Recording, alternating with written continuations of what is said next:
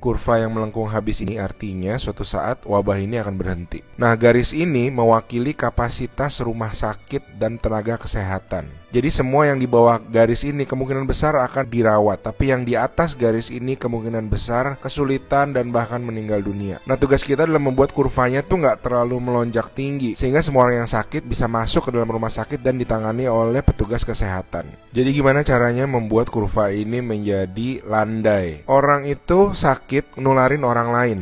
Nah, orang yang sudah sembuh, tubuhnya jadi punya imunitas, sehingga kemungkinan dia tertular lagi itu kecil atau hampir nggak ada. Sehingga caranya sebuah wabah apapun itu dari zaman dulu berhenti adalah ketika cukup banyak orang kena virusnya, lalu menjadi imun sehingga virusnya nggak bisa punya orang untuk ditularin lagi. Nah, kenapa selama ini kita perlu banget namanya social distancing atau ngejauhin diri? Animasi ini bagus banget. Ini contoh kalau semua orang bergerak bebas seperti biasa, nggak ada pikiran, semua tetap pergi konser, pergi jalan-jalan. Ini akan terjadi. Satu orang akan menularkan semua orang berbarengan, dan itu yang berbahaya. Seperti tadi kita ngelihat kurvanya ya. Pada akhirnya akan lewat dan pada akhirnya semua orang akan sembuh. Tapi karena kurvanya tinggi, banyak orang akan mati dalam prosesnya. Nah, yang terjadi di Cina dengan adanya lockdown, ditutup, membuat orang tidak sakit sekaligus berbarengan. Jadi kurvanya lebih landai kalau kalian lihat, sehingga memberi waktu untuk orang-orang menjadi sembuh dan akhirnya bisa melandaikan kurvanya.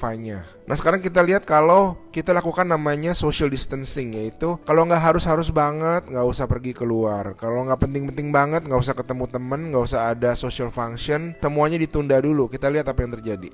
Nah, bahkan ini ada simulasi satu lagi. Kalau social distancingnya itu benar-beneran ekstrim, orang nggak boleh keluar, ada jam malam dan sebagainya. Ini yang terjadi. Kita lihat beda banget kan. Jadi ada orang yang akan tetap sakit, tapi mereka bisa masuk rumah sakit dan dirawat. Jadi teman-teman, please do your social distancing, stay at home, work from home, anywhere you can. Ada orang-orang yang nggak bisa, saya mengerti, tapi sebisa mungkin lakukanlah semuanya itu. A good way of doing it is to imagine that you do have the virus, yeah, and change your behaviour so that you're not transmitting it.